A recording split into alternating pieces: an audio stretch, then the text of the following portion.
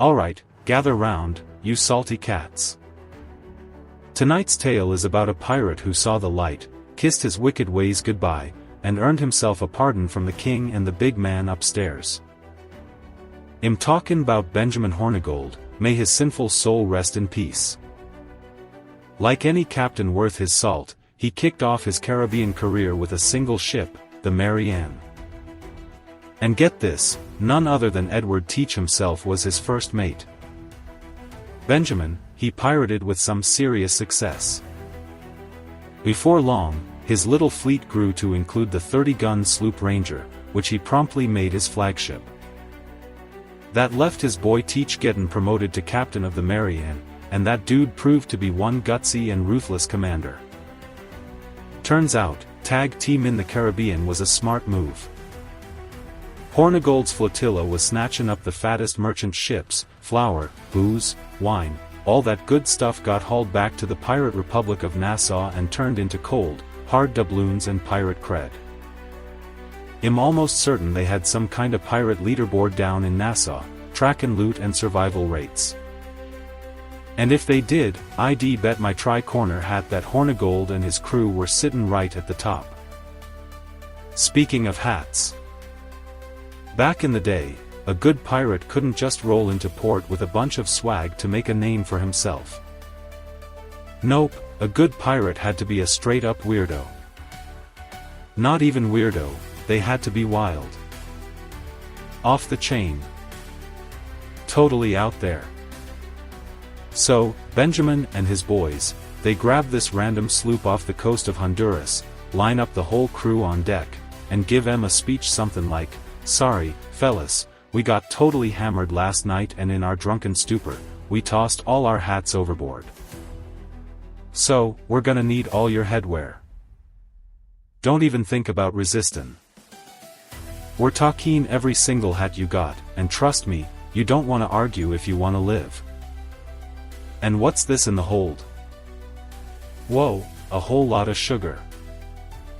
Well, good luck selling it, I hear sugar's going for a good price.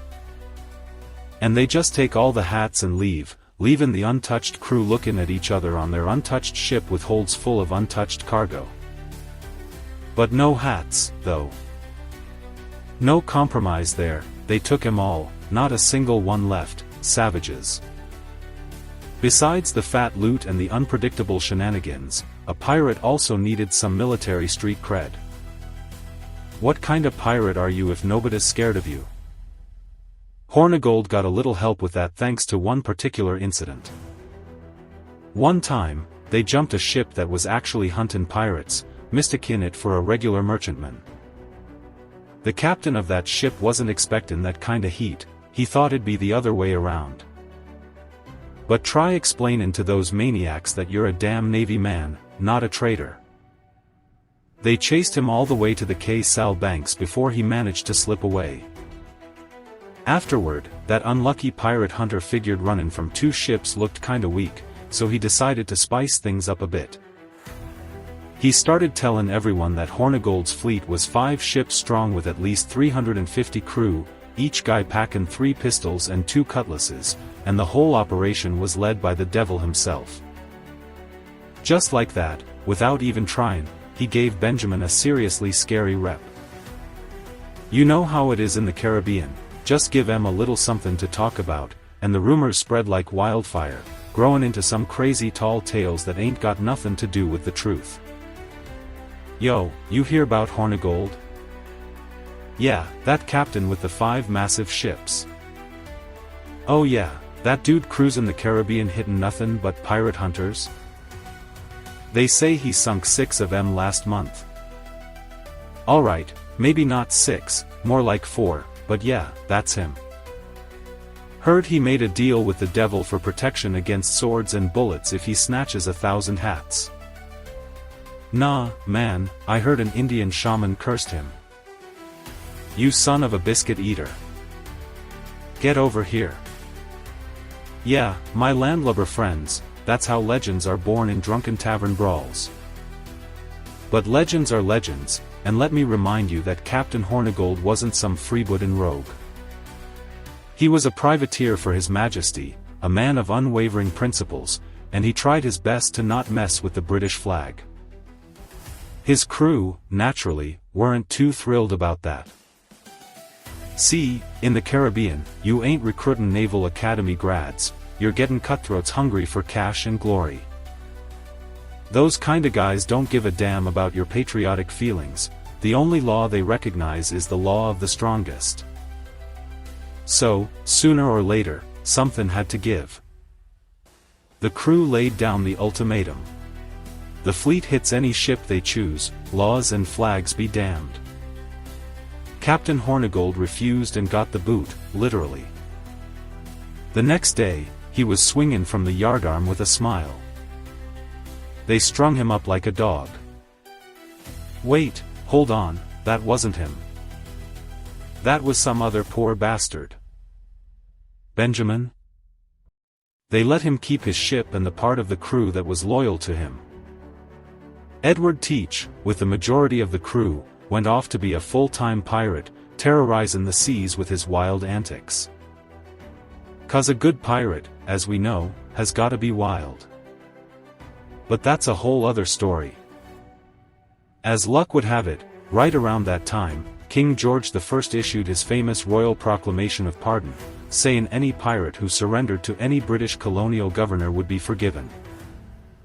And for the heads of those scallywags who ignored the offer, the authorities would slap a bounty on them.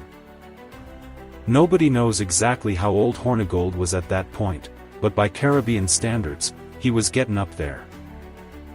So, after thinking it over, he took His Majesty's offer and sailed to Jamaica to surrender to Governor Woodes Rogers. Rogers had a real tough gig at the time, rid the Caribbean of pirates, no big deal. The War of Spanish Succession was over, no more fighting the Spanish, and all these experienced thugs needed somewhere to go. Just forgiving their sins wasn't gonna cut it, they needed something to do, or they'd just go back to their old ways. And Woodes Rogers found the repentant criminals the perfect job. He announced he'd sign pardons for anyone who agreed to become a pirate hunter. Makes sense, right? To catch a pirate, you gotta think like a pirate, and old privateer Hornigold was a perfect fit. The ironic part?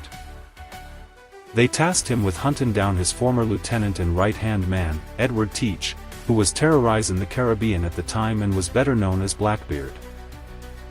Long story short, he didn't catch Teach. Didn't catch Charles Vane or Calico Jack Rackham either, who he also went after.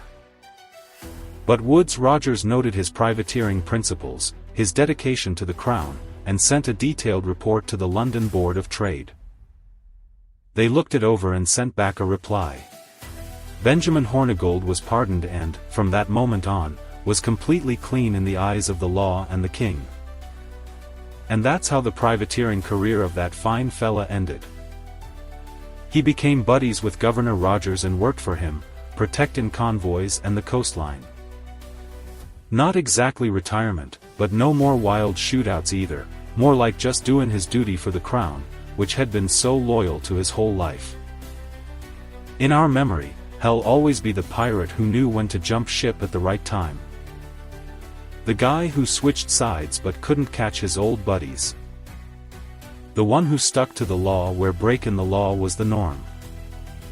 The dude who, at the end of the day, could afford to board a ship just 'cause he needed a new hat. A drink to Hornigold. Bottoms up.